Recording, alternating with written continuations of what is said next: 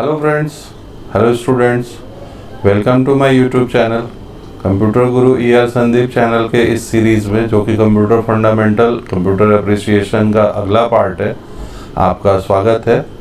और उम्मीद है कि आपको ये सीरीज़ बहुत पसंद आ रही होगी। तो अभी तक का जितना वीडियो मैंने दिया है उन पे बेस्ड, जैसा कि मेरा कमिटमेंट था, मैं आपको MCQ दूंगा। तो ये MCQ सेट 1 है, इसके जस्ट बाद MCQ सेट 2 होगा और इसके जस्ट बाद MCQ सेट 3 होगा। तो आज का जो MCQ है वो किन किन टॉपिक्स के ऊपर बेस्ड है वो देखें हम लोग। तो ये जो सिलेबस है इसमें शुरू से जो हम लोग पढ़ते आ रहे हैं उसमें क्या क्या था, तो ये सारा सिलेबस था, fundamental of computer, components and so on. तो इसमें जो हमारी पढ़ाई हो चुकी है वो इनपुट आउटपुट डिवाइसेस तक हो चुकी है।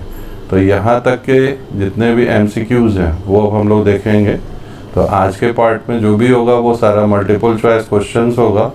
टाइम टू टाइम मैं हर क्वेश्चन के साथ आपको हिंट देता जाऊंगा और जो जो वीडियोस उससे कंसर्निंग है वो भी मैं आपको बताता जाऊंगा।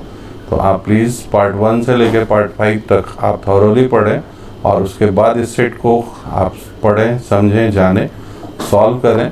आपको मज़ा आएगा सॉल्व करते हुए, और मैं खुद आपको ये पूरा सेट सॉल्व करके दे रहा हूँ, तो आपके लिए ये आसान होगा और मज़ा आएगा। चलिए वीडियो में आगे बढ़ते हैं, सेट प्रैक्टिस शुरू करते हैं अपने।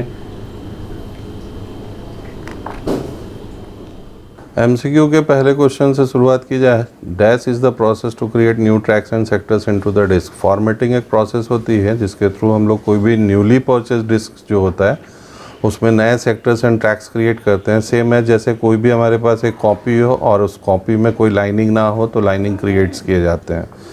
विंडोज़ में हमारे पास ऑप्शन होता है, आप माई कंप्यूटर में जाएं, किसी भी एक सपोज एक पेन ड्राइव लगाते हैं, राइट क्लिक करें उस पर, E ड्राइव या F ड्राइव जो भी शो कर रहा है उसके ऊपर, तो वहाँ फॉर्मेट का एक ऑप्शन आता है। इससे लॉस भी है, जो पुराना डाटा है वो इरेज हो जाता है, और अगर आप फिर से नए सेक्टर्स ट्रैक्स तैयार करते हैं तो इसे हम फॉर्मेटिंग कहते हैं। डॉस में एक कमांड होता है फॉर्मेट कमांड, जिसका यूज़ सबसे ज़्यादा किया जाता है किसी भी न्यूली परचेज डिस्क के लिए नए सेक्टर्स एंड ट्रैक्स क्रिएट करने के लिए।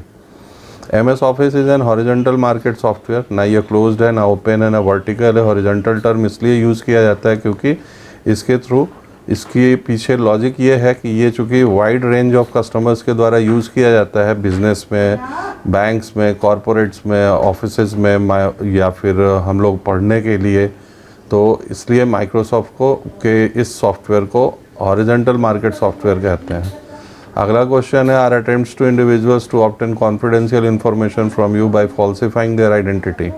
झूठ बोल के आपके सिस्टम में इन करेंगे, आपसे कुछ क्वेश्चंस पूछेंगे, आपकी फिशिंग करेंगे। इसलिए जाल में फंसाना बोलें आप हिंदी में इसे, तो इसीलिए फिशिंग ट्रिप्स जो होता है ये इसका आंसर होगा। Storage capacity of magnetic disk depends on. तो अगर एक हार्ड डिस्क के केस में हम लोग देखें तो किसी भी एक हार्ड डिस्क में बहुत सारे डिस्क्स हो सकते हैं, बहुत सारे सरफेसेस हो सकते हैं। जितने ज़्यादा सरफेसेस होंगे ट्रैक सेक्टर्स की संख्या ज़्यादा होती है, एज वेल एज ट्रैक्स पर इंच ऑफ सरफेस कितना है, बीट्स पर इंच ऑफ ट्रैक्स कितना है, ये सारी चीज़ें इस पर डिपेंड करेंगी। तो इसका जो आंसर होगा वो होगा ऑल ऑफ द अबव। पांचवा क्वेश्चन है हमारा, the computer's processor consist of the following parts. आप block diagram of a computer को गौर से अगर देखें तो उसमें मैंने 3 पार्ट्स आपको बताए थे, ALU, CU and register. So the answer will be CU and ALU। Both CU and ALU are the vital part of the computer processor. एक प्रोसेसर के 3 हिस्से, ALU, CU एंड रजिस्टर्स। यहाँ पे ऑप्शन में हमारे पास कंट्रोल यूनिट एंड ALU है, इसलिए answer होगा 5वें का C। रैम कहाँ पे लोकेटेड होता है, तो रैम हो या रोम हो या प्रोसेसर हो, ये सब के सब मदरबोर्ड पे लगे होते हैं, और इसीलिए इसका आंसर होगा मदरबोर्ड। अगला क्वेश्चन है हमारा 7 number, the first computer was programmed using. There are 3 kinds of high level languages. 3 kinds of languages are there, high level language, assembly level language and machine level language. तो शुरुआती दौर में जो भी computers आए थे उनको या तो बहुत अच्छे मैथमेटिशियन या फिर साइंटिस्ट या फिर इंजीनियर्स ही यूज़ कर पाते थे, क्योंकि उसकी कोडिंग बहुत मुश्किल होती थी। 1 एंड 0s का उसमें इस्तेमाल होता था, इसीलिए मशीन लेवल लैंग्वेज ही इसका आंसर होगा। तो first computers was programmed using machine level language. Any computer consist of, motherboard होगा, CPU होगा, हार्ड डिस्क होगा, ये सारी चीज़ें उसमें लगी होंगी तभी आपका कंप्यूटर चल पाएगा। So the answer will be all of the above. 9वां जो क्वेश्चन है वो है, the box that contains the central electronic components of the computer. जो एक बॉक्स जैसा दिखता है हमें, एक मॉनिटर होता है, कीबोर्ड होता है, माउस होता है। इसके अलावा एक बॉक्स नज़र आता है जिसको हम CPU बॉक्स कहते हैं, वास्तव में टेक्निकल नाम है उसका system unit. The first mechanical computer designed by Charles Babbage was called analytical engine. Father of computer इन्हें माना जाता है और इन्होंने सबसे पहली बार जो सिस्टम बना के हमें दिया था, मतलब इस दुनिया को दिया था, that is analytical engine. So the answer will be analytical engine. 11वां क्वेश्चन है, to make the numeric pad act as a cursor movement key we press. Right hand side में आप अगर देखेंगे तो आपको एक बहुत छोटा सा यहाँ पे एक बटन नज़र आता है जिसे हम लोग नम लॉक कहते हैं। यहाँ पे जब आप इस नम लॉक को क्लिक करते हैं तो यहाँ ग्रीन बटन ऑन हो जाता है, तब ये जो राइट हैंड साइड का पार्ट है वो न्यूमेरिक कीपैड में कन्वर्ट हो जाता है। 12वां क्वेश्चन है, the term designates equipment that might be added to a computer system to enhance its functionality. मतलब जितने कंप्यूटर्स में पार्ट्स ऑलरेडी लगे हुए हैं, इनके अलावा जो एडिशनल डिवाइसेस हम लोग लगाते हैं लाइक स्कैनर, बारकोड रीडर या फिर प्लॉटर या और भी कोई अदर डिवाइसेस, उन्हें हम पेरिफेरल डिवाइसेस कहते हैं। नेक्स्ट क्वेश्चन है, इन MICR C स्टैंड्स फॉर। आप याद कीजिए, इनपुट यूनिट पे पूरा वीडियो है मेरा, आपने अगर उन्हें पढ़ा होगा तो MICR याद हो गया होगा, that is magnetic ink character recognition. So the answer of will be character. MICR में C जो है वो कैरेक्टर है। A dash is approximately 1 billion bytes, that is gigabyte. Again memory के वीडियो में आप आ जाएँ, यूनिट्स ऑफ मेमोरी से मैंने शुरुआत ही की थी और वो आपको याद करना होगा, हर एक कॉम्पिटिटिव एग्जाम्स में आते हैं। तो इसका जो आंसर होगा वो है gigabyte. Next question, C++, Pascal, COBOL, Java, Fortran, ये जितने भी हैं ये सब के सब हाई लेवल लैंग्वेजेस हैं। ये अलग बात है कि सब अलग अलग जनरेशन में आए हैं, लेकिन इनकी कोडिंग होती है, इन्हीं के बेस पे प्रोग्रामिंग की जाती है। और लोग बोलते हैं C++ या कोबोल ये सब आउटडेटेड हो चुके हैं, बिल्कुल नहीं। C++, पास्कल और कोबोल ये जितने भी हाई लेवल लैंग्वेजेस हैं जो 1970s 80s के दशक में आए थे, उनका यूज़ आज भी होता है सबसे ज़्यादा। हाँ, लेवल उनका दूसरा है। सुपर कंप्यूटर की प्रोग्रामिंग आज भी इन्हीं के द्वारा की जाती है। तो आप ये ना सोचें कि ये लैंग्वेज बेकार है, ये लैंग्वेज अच्छा है। एनीवे, अगला question, which key is used in combination with another key to perform a specific task. किसी भी सिस्टम में दो कीज़ याद रखिएगा, एक अल्ट और एक कंट्रोल। इन दोनों का इस्तेमाल किसी और के साथ मिलके ही किया जाता है किसी खास काम को करने के लिए। तो आगे बढ़े हम लोग। जो नेक्स्ट क्वेश्चन है वो है, the basic operations perform by a computer are. तो लॉजिकल वर्क करेगा, स्टोरेज वर्क करेगा, अरिथमेटिक वर्क करेगा। ये सारा फंडामेंटल के बेसिक्स में देख चुके हैं आप लोग, बेसिक्स ऑफ कंप्यूटर में। सो the answer will be all of the above. RAM और रोम में सबसे बड़ा फ़र्क ये है कि रैम जो होता है वो वोलेटाइल मेमोरी होती है और रोम जो होता है वो नॉन वोलेटाइल मेमोरी होती है। इसका मतलब सीधा सा है, जब तक पावर ऑन है, डाटा है, दैट इज़ रैम। जब पावर सप्लाई गया और डाटा गया, दैट इज़ रोम। तो इसका जो आंसर होगा वो होगा B, data in ROM is non volatile, that is it remains there even without electrical power.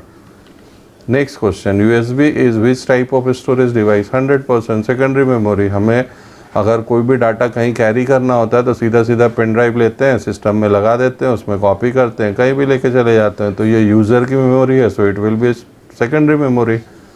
The smallest unit in a digital system is a bit. बिल्कुल, 1 and 0s जिन्हें हम bit के नाम से जानते हैं। 4 बिट्स 1 निबल, 8 बिट्स 1 बाइट, ये सारा पार्ट आप यूनिट्स ऑफ मेमोरी में ऑलरेडी पढ़ चुके हैं। नेक्स्ट क्वेश्चन की तरफ आइए। स्टोरेज विच स्टोर्स और retains data after power of is called non volatile. अगर बिजली चली भी जाए और डाटा बचा रह जाए तो उसे क्या बोलेंगे, नॉन वोलेटाइल। बिजली है, डाटा है, बिजली गया, डाटा गया, दैट इज़ वोलेटाइल। अभी थोड़ी देर पहले भी मैंने इसे ब्रीफ किया था। Micro computer hardware consist of 3 basic categories of physical equipments. कौन कौन से उसमें लगे होते हैं, कीबोर्ड, मॉनिटर, हार्ड ड्राइव, अधूरा लग रहा है। System unit, input output, secondary storage, अधूरा लग रहा है। But system unit, input output and memory, this is the complete answer. So the answer will be B. Next question, Windows 95, 98 and Windows NT are known as what operating system. Windows की शुरुआत ही यहीं से हुई थी। Windows का उसके पहले Microsoft company DOS बनाया करती थी, डिस्क ऑपरेटिंग सिस्टम। पहला ग्राफिकल यूजर इंटरफेस जो इंट्रोड्यूस किया विंडोज़ ने वो था विंडोज़ 95। धीरे धीरे बहुत पॉपुलर हुआ और उसके बाद विंडो 98 आया, विंडो NT आया, विंडोज़ 2000 आया, मिलेनियम आया, विंडोज़ 2007 आया, 8 आया, 10 आया, अब 11 आ गया है। तो ये सारे के सारे ऑपरेटिंग सिस्टम्स हैं जो माइक्रोसॉफ्ट कंपनी के द्वारा प्रोवाइड कराए गए हैं और जिन्हें हम इस्तेमाल करते हैं अपने बेसिक वर्क्स के लिए। Which of the following is an example of an optical disk. Optical जब भी शब्द आप सुने समझ जाइए सेंस लाइट की बात हो रही है। इट मीन्स कि कहीं ना कहीं उसमें लेंस लगा होगा 100%। डीवीडी जो है वो एक ऑप्टिकल ड्राइव है, ऑप्टिकल डिवाइस है। तो डीवीडी, बीआरडी, सीडी ये सब के सब आपके ऑप्टिकल डिस्क हैं। बाकी हार्ड डिस्क वगैरह जो है वो एक मैग्नेटिक डिस्क होती है। आगे बढ़ें। The instruction for starting the computer are housed in ROM that is known as post power on self test नाम का एक प्रोग्राम रोम के अंदर होता है। जब आप पावर सप्लाई ऑन करते हैं सिस्टम का, सिस्टम सबसे पहले अपने आप को चेक करता है। वो इसलिए क्योंकि एक प्रोग्राम होता है पावर ऑन सेल्फ टेस्ट नाम का जो रोम के अंदर लगा होता है, और उसका काम ही यही है जब सिस्टम ऑन हो तो आप पहले खुद को चेक कीजिए। अगर प्रॉपर है तो आगे बूट करेगा सिस्टम, अदरवाइज एरर लिख के आपके सिस्टम पे आ जाता है। तो ये जो स्पेशल प्रोग्राम है वो हाउस्ड होता है रोम में, उसी के अंदर रहता है और उसका नाम है पोस्ट। याद रखिएगा, post stands for power on self test. Next question, the dash controls communications for the entire computer system. किसी भी पूरे कंप्यूटर सिस्टम को आपस में जोड़ने का काम कौन करता है? मदरबोर्ड। तो इसका जो आंसर होगा वो होगा मदरबोर्ड। नेक्स्ट जो क्वेश्चन है वो है hardware devices that are not part of the main computer system and are often added later to the system are peripherals. Computer में लगे हुए जितने भी इक्विपमेंट्स हैं उनके अलावा अगर अलग से हम लोग कोई भी इक्विपमेंट ऐड करते हैं तो उन्हें हम पेरिफेरल कहते हैं। In the binary language, each letter of the alphabet, each number and each special character is made up of a unique combination of 8 bits, जिसे हम बाइट कहते हैं। तो किसी भी बाइनरी लैंग्वेज में अगर आप देखें तो जो भी अल्फ़ाबेट नज़र आएगा, नंबर नज़र आएगा, स्पेशल कैरेक्टर नज़र आएगा, उनमें 8 बिट्स का इस्तेमाल होता है। अगले क्वेश्चन की तरफ आए हम लोग। What happens when you boot up a PC. निश्चित तौर पे ऑपरेटिंग सिस्टम का वो पार्ट जो कि सिस्टम को रन कराने के लिए ज़रूरी होता है वो सेकेंडरी मेमोरी से उठ के प्राइमरी मेमोरी यानी रैम में आ जाता है। सीपीयू रैम से उस डाटा को थ्रू कैचे लेता है और उसको एग्जीक्यूट करता है और तब जाके सिस्टम हमारा बूट करता है। तो इसका जो आंसर होगा वो होगा D, portions of the operating system are emulated. Which of the following is a storage device? Floppy disk, storage, hard disk, storage, optical disk, storage. So the answer will be all of the above. Again, memory का video. अभी तक जितने भी videos मैंने बताए उसके बाहर से मैंने कोई सवाल नहीं उठाया है, कुछ जनरल नॉलेज को छोड़ के। तो मैक्सिमम क्वेश्चंस उसी से हैं, आप ज़रूर वीडियोस देखें पीछे वाले। All of the logic and mathematical calculations are done by the computer happen in CPU का 3 हिस्सा है, ALU, CU रजिस्टर। ALU इसी के लिए होता है जो अरिथमेटिक और लॉजिकल ऑपरेशन को परफॉर्म करता है। 32 number question, the process of preparing a floppy Diskit for use is called formatting. New sectors and tracks create करेंगे तो ही डाटा स्टोर होगा, otherwise the data will never be stored into the floppy disk और in any memory. So formatting is a compulsory process for the creation of new sectors and tracks on which the data can be stored, the data can be saved. So answer will be formatting. अगला question, dash converts and executes one statement at A time. दो बातें याद रखिए, interpreter और compiler, ये दोनों के दोनों ट्रांसलेटर्स होते हैं जिनका काम है हाई लेवल लैंग्वेज में लिखी गई चीज़ को मशीन लेवल लैंग्वेज में कन्वर्ट करना। फ़र्क ये है, interpreter converts one line at a time, as well as if you will compare it with the compiler, then compiler translates all lines at a time. याद रखिएगा, लाइन बाय लाइन ट्रांसलेशन जो होगा वो interpreter करेगा। एक साथ 10, 20, 25 lines की बात करें हम लोग तो वो ट्रांसलेशन कंपाइलर करता है। Magnetic disk are the most popular medium for sequential access, direct access. बिल्कुल, किसी भी मैग्नेटिक डिस्क में हम लोग डेटा को सिक्वेंशियली अरेंज कर सकते हैं, खोल सकते हैं, देख सकते हैं, पढ़ सकते हैं, as well as directly access कर सकते हैं, मतलब कहीं से भी निकाल के जा सकते हैं, खोल सकते हैं, देख सकते हैं, पढ़ सकते हैं। So the answer will be both A and B. Next question, dash provide expansion capability for a computer system. अगर आप मदरबोर्ड को देखेंगे तो उस मदरबोर्ड में आपको 2-3 वाइट कलर के राइट साइड में स्लॉट्स नज़र आते हैं जिनमें हम लोग अलग से कुछ कार्ड्स लगा देते हैं, लाइक गेमिंग कार्ड या फिर VGA कार्ड, या मिक्सिंग वाले लोग उसमें मिक्सिंग का कार्ड यूज़ करते हैं। तो वो अलग से जहाँ पे लगाते हैं उन्हें हम एक्सपांसन स्लॉट्स कहते हैं। इन शॉर्ट उन्हें स्लॉट्स कहा जाता है। तो 35 नंबर का आंसर होगा स्लॉट्स। अगला देखें हम लोग, the main job of a CPU is to carry out program instructions, या फिर store data information instructions for future use, या फिर प्रोसेस डेटा एंड इन्फॉर्मेशन। तो अगर CPU की बात करें तो 2 काम तो उसके लिए कंपलसरी है, कोई भी इंस्ट्रक्शन या प्रोग्राम को ढो के ला, उसको प्रोसेस करो, रिजल्ट दो। इसलिए आंसर होगा बोथ A एंड C। अगले क्वेश्चन की तरफ आए हम लोग, a computer works on a dash number system, binary number system, सबको पता है जो भी सिस्टम में वर्क होता है वो 1 and 0 पे ही होता है। आप चाहे दुनिया के किसी भी भाषा में उसे इंस्ट्रक्शन दे, वो उसे कन्वर्ट करेगा 1 and 0 में, देन उसे एग्जीक्यूट करेगा। सो 37 नंबर का आंसर होगा binary. Which of the following virus overtake computer system when it boots and destroy information? इसे स्टिल्थ वायरस कहते हैं, आप याद रखिएगा। और ये वायरस जो होता है ये पूरे कंप्यूटर सिस्टम को ही ओवरटेक कर लेता है और आपके बूटिंग पार्ट को खा जाएगा, डिस्ट्रॉय कर देगा। इसीलिए ये बहुत ख़तरनाक वायरस माना जाता है और इसे हम स्टिल्थ वायरस कहते हैं। अगला जो है वो है microprocessors as switching devices are for which generation computers? 4th generation. सबसे पहले में जो जनरेशन आया था उसमें अगर आप देखेंगे तो वहाँ पे आपको नज़र आएगा कि वैक्यूम ट्यूब्स यूज हुए। 2nd जनरेशन में ट्रांजिस्टर, 3rd में आईसी एंड 4th में माइक्रो प्रोसेसर। और पहला माइक्रो प्रोसेसर था 4004, after that 8008, after that 8085, 86 and so on. आज बढ़ते बढ़ते हम लोग कोर i7 तक यूज़ कर रहे हैं। All are the microprocessors. और इनमें से सबसे पॉपुलर जो है वो इंटेल कंपनी है जो प्रोसेसर्स ही बनाती है और इसी के लिए इंटेल सबसे ज़्यादा बिकने वाला सिस्टम है। आगे बढ़ते हैं, अभी बहुत ज़्यादा AMD भी धूम मचाए हुए है। तो आगे बढ़ते हैं अगले क्वेश्चन की तरफ। Which of the following are advantage of CD-ROM as a storage media? बिल्कुल, ये सस्ता है और ज़्यादा डाटा स्टोर करता है। अगर फ्लॉपी से कंपेयर करें हम लोग तो फ्लॉपी 15 रुपये की मिलती थी और उसमें डाटा स्टोर होता था 1.44 MB, और एक CD हमें 20 रुपये की मिल जाती है और उसमें हम लोग 700 MB डाटा स्टोर कर लेते हैं। तो CD कभी भी बेनिफिशियल है, सस्ता है और ज़्यादा डाटा स्टोर करता है। 41 number question. The 2 major types of computer chips are? Microprocessor, primary memory, दोनों होगा। रैम भी एक IC ही होती है और माइक्रो प्रोसेसर भी एक इंटीग्रेटेड सर्किट ही होती है जिसे हम चिप्स कहते हैं। So answer will be C, both A and B। The unit MIPS is use to measure the speed of a processor? Mega instruction per second बोलते हैं हम लोग इसको। आगे बढ़ते हैं। नेक्स्ट है कोड्स कंसिस्टिंग ऑफ बार्स और लाइन। सबको पता है बार कोड आजकल सबसे ज़्यादा यूज हो रहा है, कंप्यूटर रीडेबल है। आप मॉल में जाइए, कहीं भी जाइए, अब कोई भी सिस्टम नहीं है कि मुनीम जी बैठेंगे और बिलिंग करेंगे।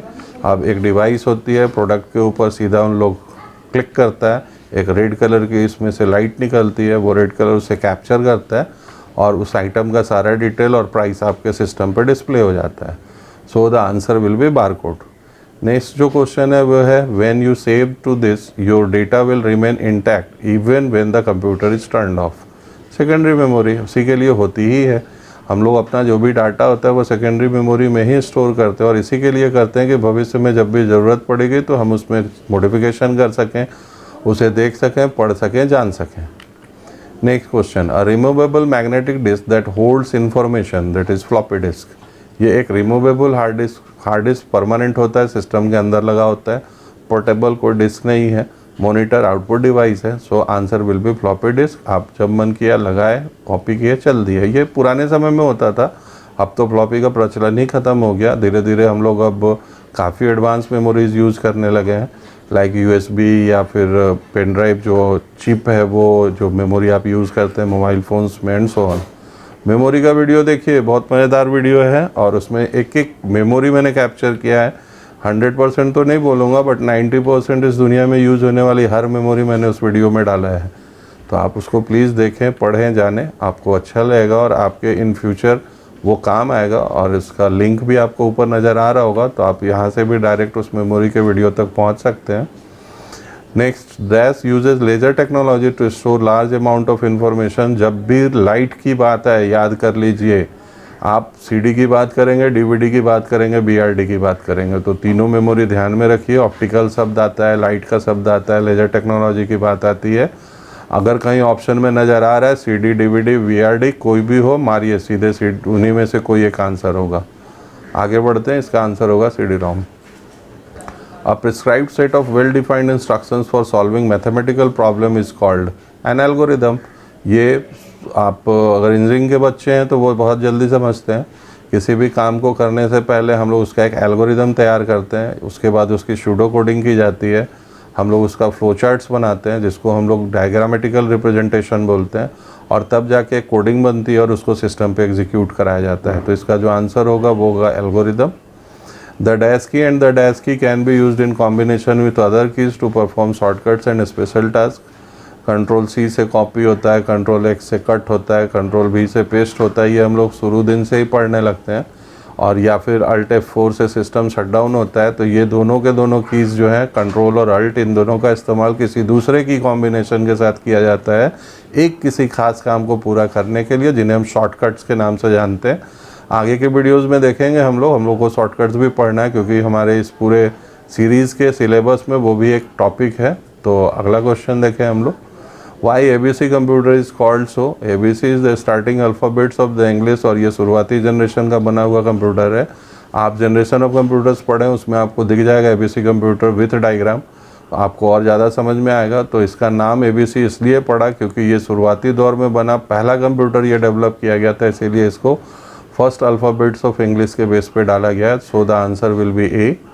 And the last question for today's set, आज के सेट का आखिरी सवाल 50वां क्वेश्चन, वो ये है, storage media such as a CD read and write information using laser beam of red light. याद रखिएगा, अभी थोड़ी देर पहले हम आपको बोले थे ऑप्टिकल अगर शब्द आता है तो CD DVD BRD ही आएगा, और इनमें आप laser beam of red lights को ध्यान में रखिएगा, तो आपको ये आंसर पता रहेगा। नेक्स्ट सेट में फिर 50 क्वेश्चन देखेंगे हम लोग।